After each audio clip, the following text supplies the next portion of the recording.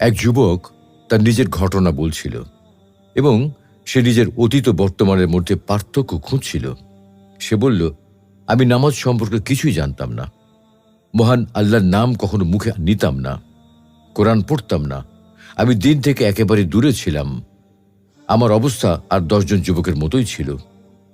Restaurant, shopping মলে আড্ডা দেওয়া, পার্টিতে যাওয়া, ঘুরে বেড়ানো, গল্পগুজব করা, ইন্টারনেটে ডুবে থাকা, সিনেমা দেখা, এই সবই ছিল আমার প্রতিদিনের রুটিন।